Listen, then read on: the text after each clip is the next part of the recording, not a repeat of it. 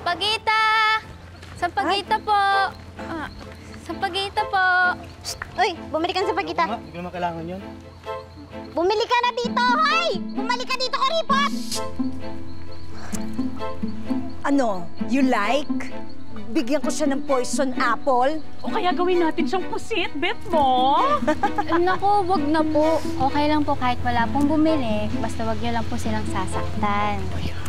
Ang corny mo naman. Parang nilamon na ng kilay mo ang fierceness mo.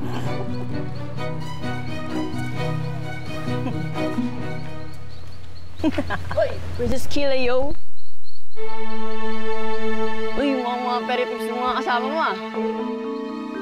What did you say? Perya? Oo, yo. And so?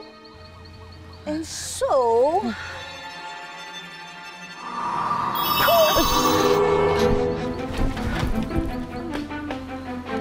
Perya pala, ah. Ito ko, ah. Ito po. Bigyan mo Salamat rin ng asin, ha? Ito. Ay, thank you, Lola. Ang 27 mo na yan, ha? Uy, parang mangga. Wala na tayong kikitain. Hayaan niyo na po. Grabe ka naman, mamigay. Alam ninyo, nagpapasalamat naman ako na tinulungan ninyo si Prinsesa na.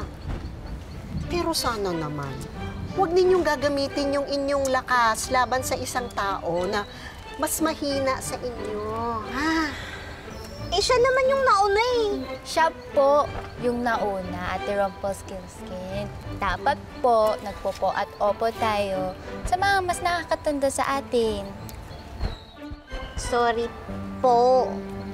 Ay, nako. Magpasalamat siya. Hindi ko siya ginawang pusit. Po. Po. At hindi ko siya pinakain ng poison apple ko.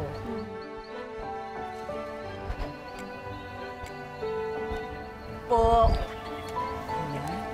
At sa susunod, utang na loob, kausapin ninyo muna ng mahinahon yung nang aaway sa inyo. Pwede? Hindi ko kasi talaga mapigilan eh. Gusto ko talaga silang tirasin. Po. Ikaw ba, Princess? Ano ba ginagawa mo para hindi magalit dun sa bad boy na yun? Iniisip ko po na siya si Lola Karing. Kasi kapag iniisip ko na siya yung taong mahal ko, hindi ko siya kayang saktan. Kaya pala si Sleeping Beauty ay bida. Kung gusto niyo, turuan ko po kayo maging mabait para maging bida kayo. Oh?